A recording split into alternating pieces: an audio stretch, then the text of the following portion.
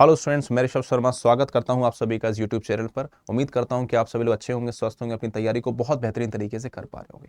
आज का सेशन उन सभी बच्चों के लिए बहुत ज़्यादा स्पेशल रहने वाला है जो सभी लोग एसएससी फार्मासिस्ट को टारगेट कर रहे हैं। लास्ट 2 मंथ की स्ट्रेटजी आपके पास क्या रहनी चाहिए, या फिर किस तरीके से आप प्रिपरेशन अगर आप कर रहे हैं, कहीं पर अगर आप रुक गए हैं, स्टक हो गए हैं, अप्स एंड डाउन्स आते हैं, तो कैसे आप उस चीज़ से कोप अप कर पाएंगे और कैसे आप अपनी प्रिपरेशन को आगे क्यों ले जा पाएंगे, उस पर ही हम लोग थोड़ी सी बात करने वाले हैं। ठीक है, तो सबसे पहले यहां पर अगर हम लोग देखेंगे बेटा चीजों को, तो एग्जाम की बात करें, एग्जाम डेट की अगर हम लोग बात करें, तो टेंटेटिव यानी कि अनुमानित जो तिथि है वो आपको क्या बताई गई भाई, जून 2026 बताई गई। इसका मतलब आपके पास टाइम की बात करें, टाइम ज्यादा नहीं है।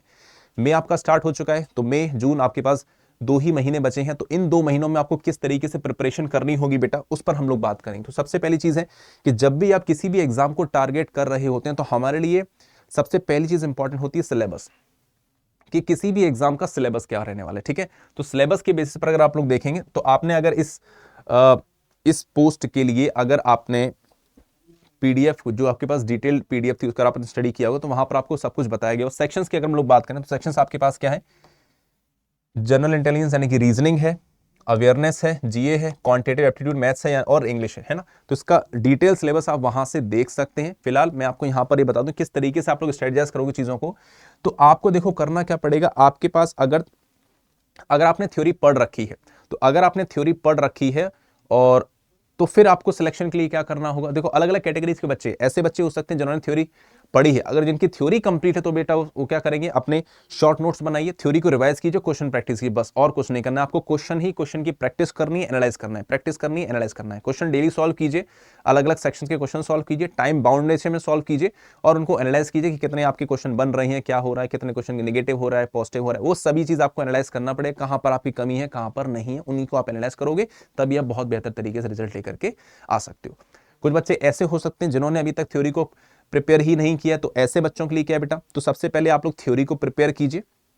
थ्योरी के साथ साथ क्वेश्चंस को भी लगाते हुए चलिए, कॉन्सेप्ट पढ़िए, थ्योरी पढ़िए और उसके साथ साथ क्वेश्चंस को जब लगाते चलेंगे, तो आपका सब कुछ यानी कि कॉन्फिडेंस लेवल आपका बूस्ट होगा और आपको हर एक चीज वहां से समझने सीखने को मिलती रहेगी। ठीक है, अब यहां पर देखिएगा एक स्पेशल चीज क्या दे रखी है, हर सेक्शन के आपको 25 क्वेश्चन दे रखे हैं, हर सेक्शन के आपको 25 क्वेश्चन दे रखे हैं और हर एक क्वेश्चन 2 नंबर का आपके पास रहने वाला है। 1 घंटे का पूरा पेपर होगा, लेकिन यहां पर एक रिस्ट्रिक्शन तो नहीं कहेंगे, लेकिन आपका प्रैक्टिस का एक पैटर्न बन जाए कि आपको हर एक सेक्शन के लिए 15 मिनट्स मिलने वाले हैं। ठीक है, हर एक सेक्शन के लिए 15 मिनट आपको दिए जाएंगे। बात समझ में आ रही है, हर एक सेक्शन के लिए 15 मिनट आपको दिए जाएंगे, चाहे वो रीजनिंग का हो, चाहे वो जनरल अवेयरनेस का हो, चाहे वो मैथमेटिक्स का हो, चाहे वो इंग्लिश का हो। तो आपको प्रैक्टिस बहुत अच्छी करनी पड़ेगी, है ना। बहुत चीजें ज्यादा एडवांस लेवल की तो नहीं आएंगी, लेकिन फिर भी आपको सिलेबस है तो प्रैक्टिस तो करनी ही पड़ेगी, है ना।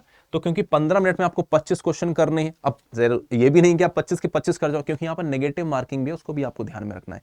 टाइम रहते आप ऐसे क्वेश्चंस कीजिए जिन क्वेश्चंस में आपको जो आप श्योर हो कि हाँ उन क्वेश्चन का जो आंसर है आपके पास बिल्कुल एक्यूरेट होगा, सही होगा, क्योंकि सिलेक्शन आपको लेना है, सिलेक्शन से पीछे नहीं जाना है। तो क्वेश्चन की स्मार्ट चॉइस भी होना बहुत ज्यादा जरूरी हो जाता है। ठीक है, तो इस तरीके से आप लोग क्या कर सकते हैं, ये करें। अब इसके लिए आपको करना क्या पड़ेगा बेटा, तो सेक्शन आपके पास कौन कौन से हैं, जीएस है, जीके है, मैथ्स है, रीजनिंग है, इंग्लिश है, ये सब कुछ है। ये सब कुछ आपको कहां पर प्रोवाइड किया जाएगा बेटा, सब चीजें आपको प्रोवाइड की जाएंगी यूट्यूब चैनल पर, आप पढ़ सकते हो, है ना। अगर आप हमारे चैनल पर जुड़े हैं तो बहुत अच्छी बात है, नहीं जुड़े हैं तो चैनल पर जुड़ जाइए। कौन सा चैनल आपको ध्यान में रखना है ना, तो चैनल आपके पास है, इसमें आप जुड़ जाइएगा, यहां पर आपको सब कुछ देखने को मिल जाएगा। ठीक है, बात समझ में आ रही है, क्लियर है। तो वहां पर आपको यूट्यूब चैनल पर आपको सब्सक्राइब कर लेना है। जीके है, जीएस है, मैथ्स है, रीजनिंग, सब कुछ आपको टाइम रहते कंप्लीट कराया जाएगा, क्वेश्चन प्रैक्टिस कराई जाएगी और इसमें आपको क्वेश्चन प्रैक्टिस कराई जाएगी, साथ ही साथ आपको एमसीक्यू भी दिए जाएंगे। ठीक है, तो बताइए क्लियर है इतना। तो ये चीजें आपको ध्यान में रखनी होंगी। बाकी देखो, किसी भी एग्जाम को अगर आप क्लियर करोगे, तो उसके लिए आपके पास थ्योरी होना चाहिए और कंसेप्ट होना चाहिए और एमसीक्यू होना चाहिए। तो थ्योरी आप प्रिपेयर कीजिए, साथ ही साथ क्वेश्चन की प्रैक्टिस कीजिए। कहां से आप प्रैक्टिस कर सकते हो, अड्डा के चैनल पर विजिट कीजिए। अड्डा के चैनल को विजिट कीजिएगा। कैसे आप कर सकते हो, देखिए भाई, आपको करना क्या होगा।